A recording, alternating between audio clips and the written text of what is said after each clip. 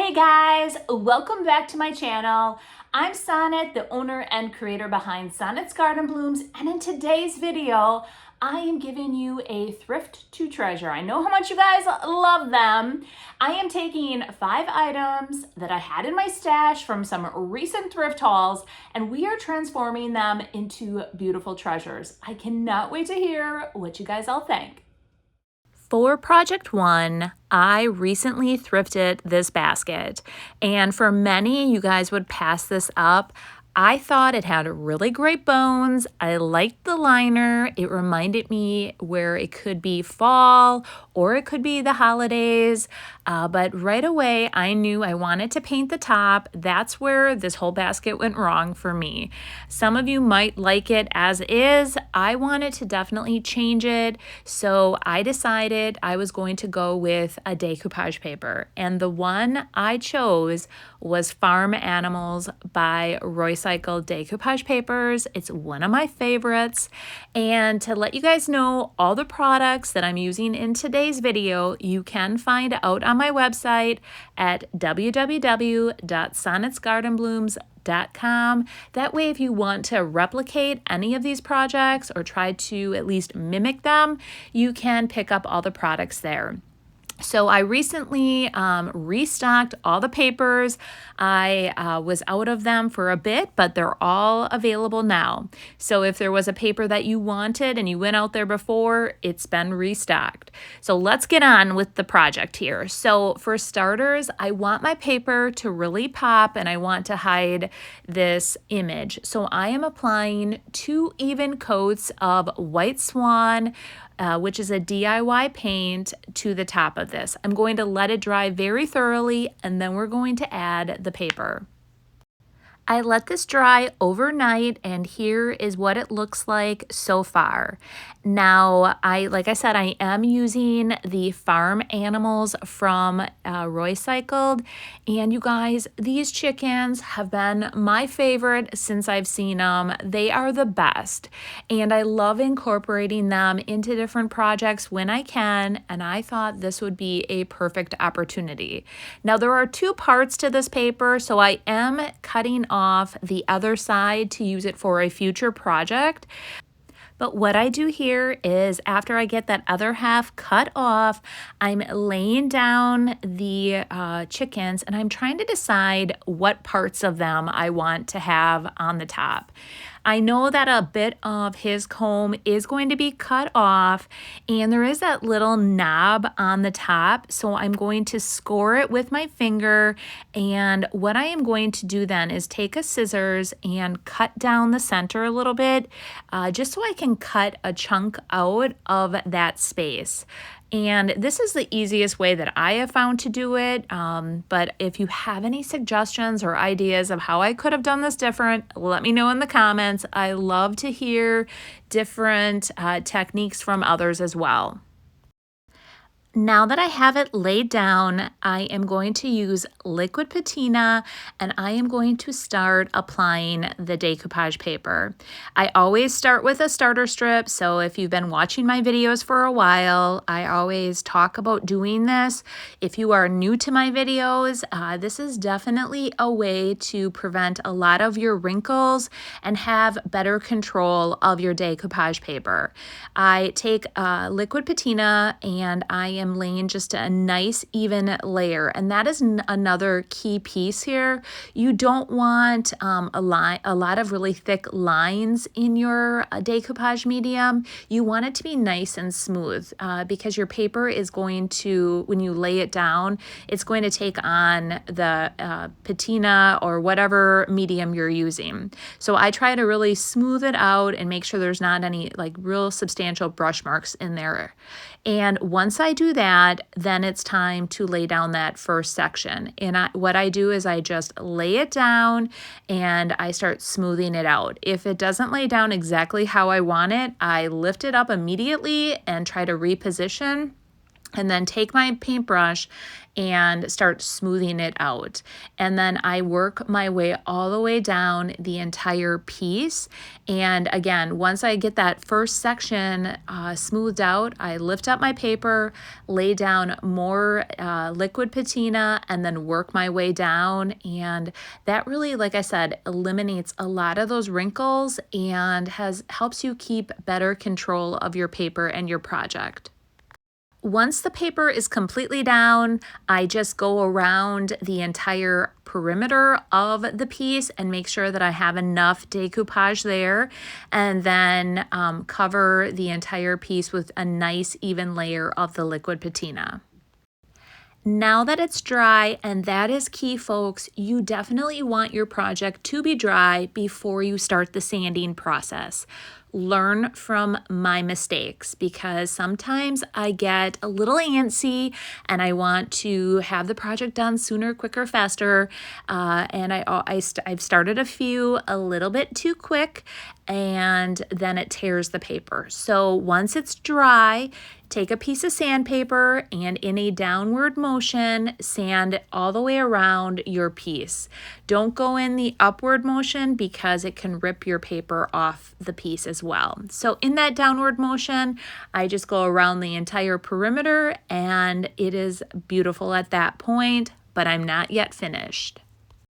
I decided to use DIY's dark wax and my waxing brush, and what I like to do is take the brush and dab it in the dark wax, and then use the top of the container and dab off any excess. I don't want to have a lot of wax on there. And then I start using my waxing brush, and I am just going to go around the entire top. I want to add a little bit of darkness around on the edge of the top, and then just around the edge of the paper. And I really love the look of this, and I know that I went out of frame for a bit, and I apologize, but it's so super easy, and by dabbing on the top of your container, it gives you a little better control of the wax as well. I love how just adding this wax to the top just adds a little bit more dimension around the base of the container. And you guys, Lexi Grenzer, her and Royce are just so talented. These little chickens are so super cute.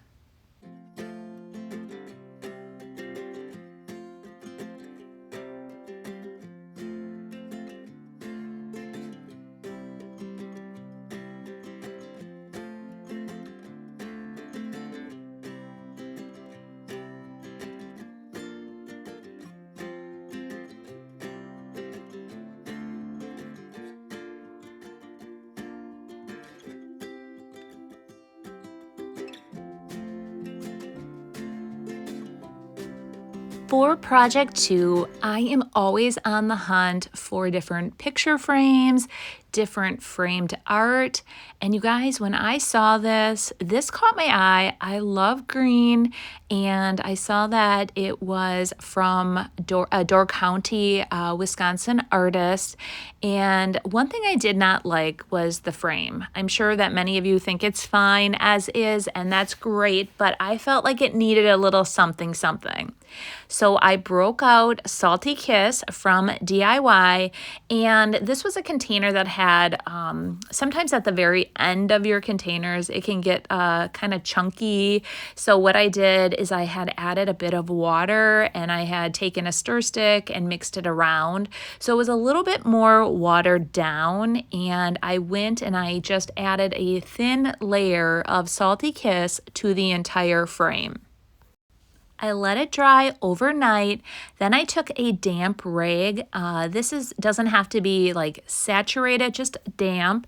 And then what I did is I did some wet distressing. I wanted to bring out the detail of the frame, which is absolutely beautiful. And I rubbed around the entire perimeter of the frame. Then I even did it on the edges, around the sides as well. And I love how this looks like it's just really old and aged. It's absolutely gorgeous. From there, I let it dry very thoroughly, and then I took Big Top and I sealed the entire piece. And sometimes a transformation does not have to be extremely hard. It can be as easy as just changing the color of your picture frame. And I absolutely love this, you guys. Plus, that saying, I just really hit home to me. And I love how it's like mixed media all in one.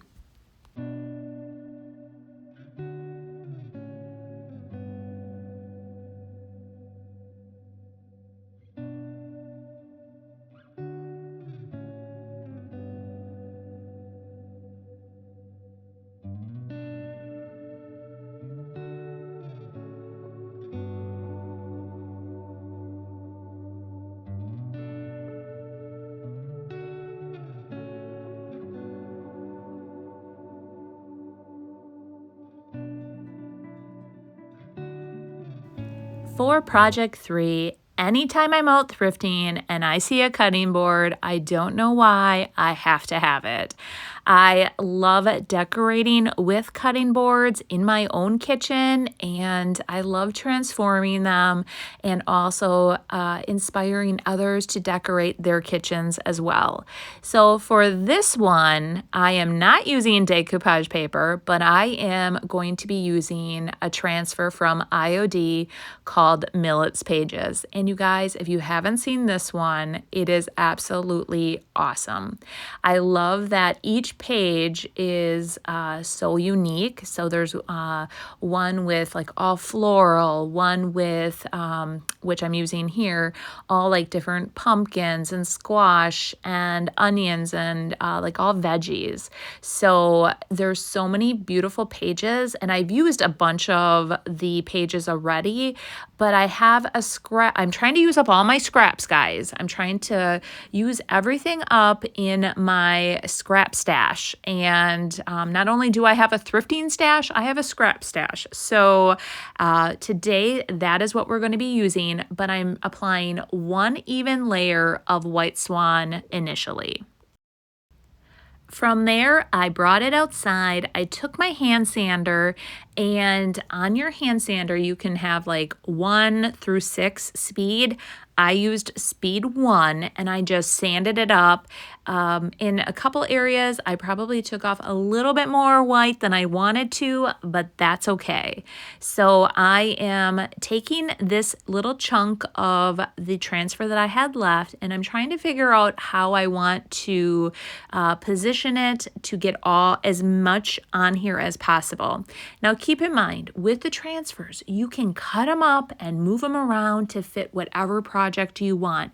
You do not need to use as is. So once I realized that when I first started using IOD years ago, I thought initially I'm like, okay, I'm going to just put it down as is. And that's what I love about IOD, is that you can mix and match the transfers. You can cut them up and use them just a chunk here, a chunk there, and all the images are absolutely gorgeous. I cut that last clip a little short. I did not realize that it was shaking so much as I was applying the transfer. But really, you guys, is as easy as laying down your transfer, using that transfer stick and rubbing. And I just take one edge and I start pulling that edge back and just keep on rubbing from there. After I get the entire transfer down how I want it, I then take that backing and I rub that back piece all over the transfer to really burnish that transfer into your project. And then you want to seal it. And here I'm using DIY's Big Top to seal the entire piece. Let it dry, and then your project is complete. You want to add a handle to this, and this twine I always pick up at Walmart.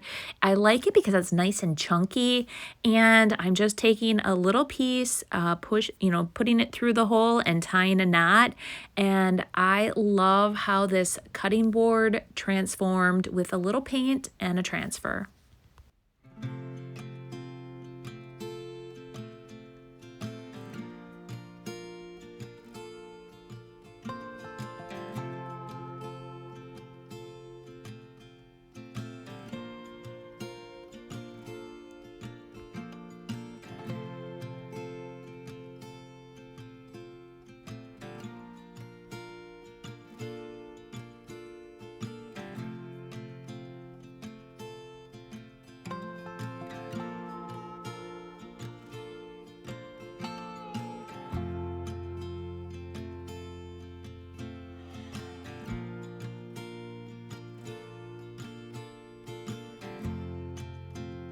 For project 4, I found this chunk of wood and it was already a sign.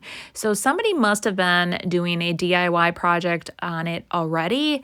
I just wanted to take it up a notch. And at first I'm like, what do I want to add? I want to add something.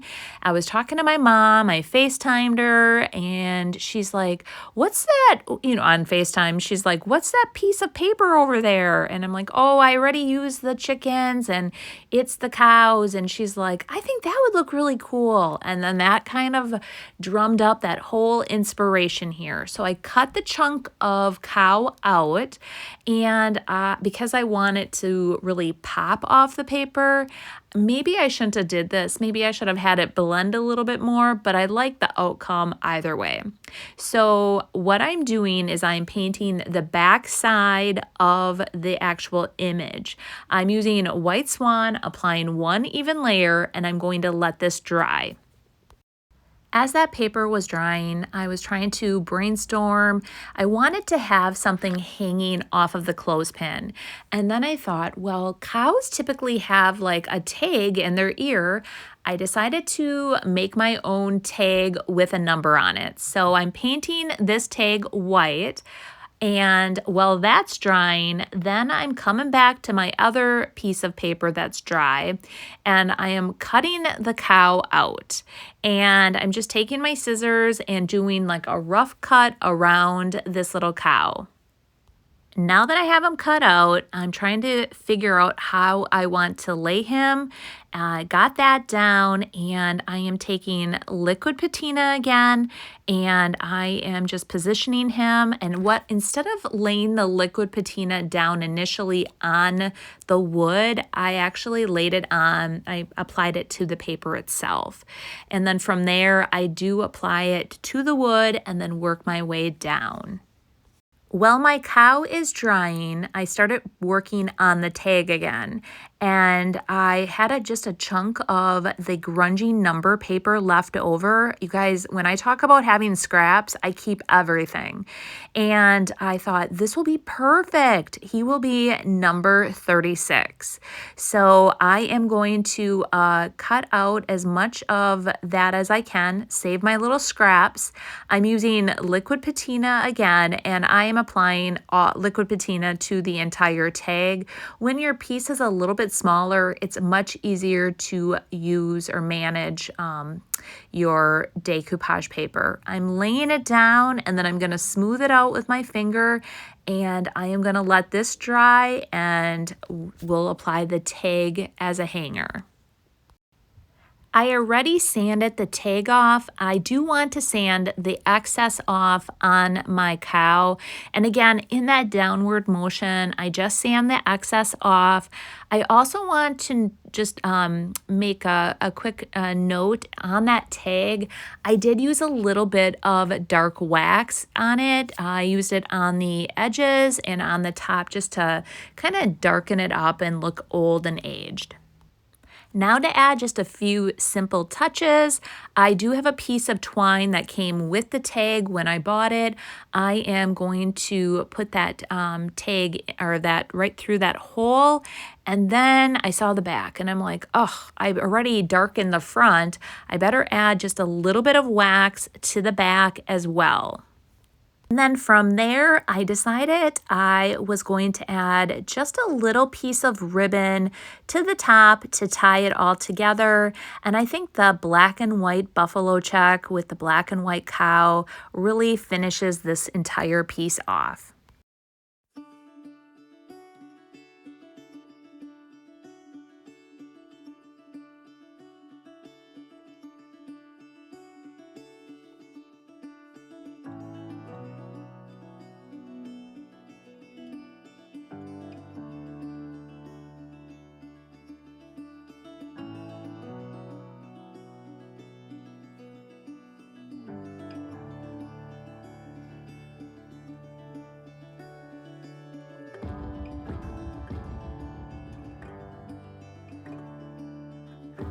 For my fifth and final project, when I saw this at the thrift store, I'm like, this is going to help me get organized.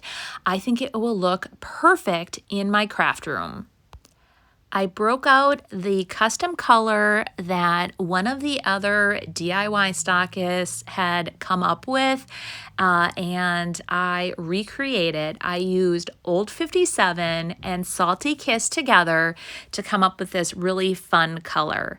I am going to distress the entire piece, so I'm only applying one coat.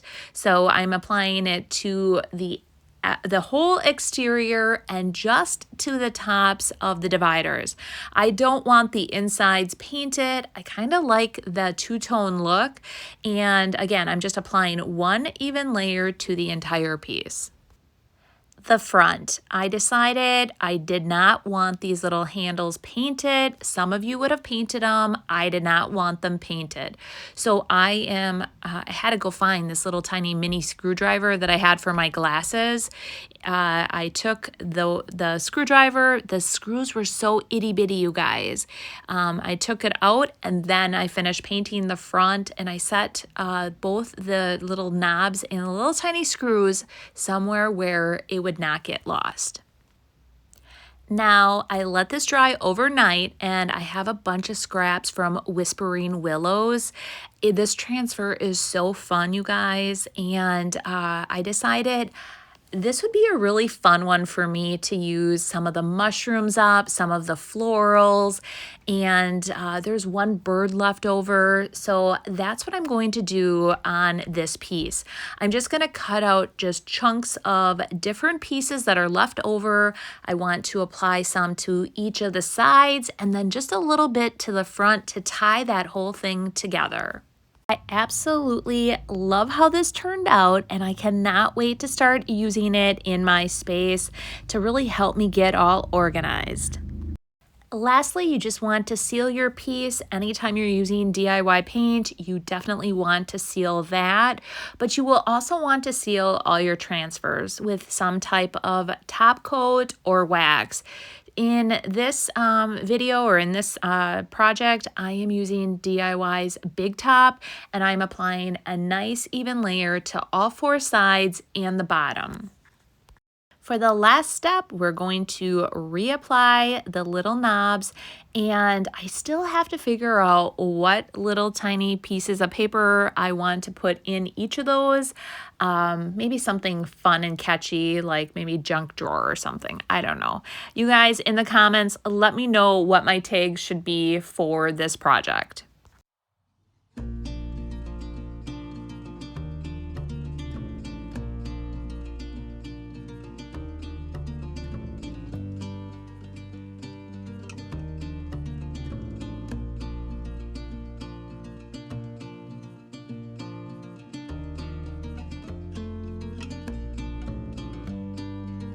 So what did you guys all think? Honestly, I loved all the items. That's why I thrifted them.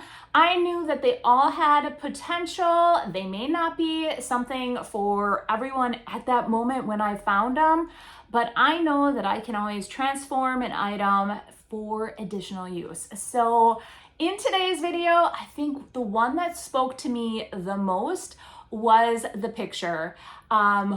Here, I don't want the ring light, but do something every day that frightens you.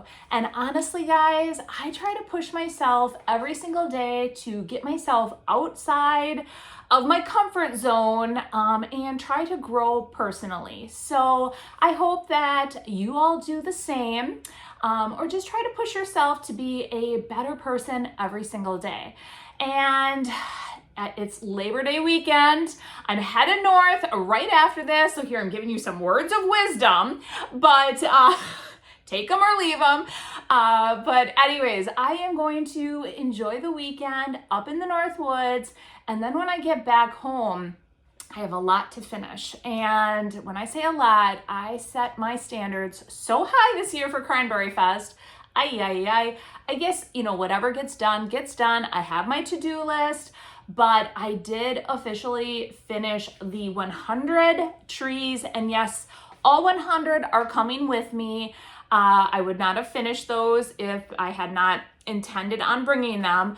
When I asked the question, how many should I take on a recent post, I was talking about the barn stars, but I reread it. I'm like, maybe I worded that wrong. So I officially started cutting those, painting those, and next week I am going to be working on finishing those up and then officially starting to paint all the barn quilts. I have been working on drawing all of those. That whole process is pretty time consuming as well. So I am hoping to get like 10 done per day. We will see, because, you know, I have a very busy schedule. But you guys have yourselves a happy Labor Day, and we will see you on Monday. I do have a video for you Monday. It is a thrift to treasure, so I hope you enjoy that as well. Tuesday, I'm doing a bonus live because I'm not going live on Monday. It's the IOD release. So mark your calendars, 11:30 Central Standard Time. I will be going live on Tuesday over here on YouTube and over on Facebook. So you guys get to see the entire new release of IOD. And I will also be doing a project to inspire you for the up and coming holidays. All right, well, you have a great weekend and we'll see you then. Bye.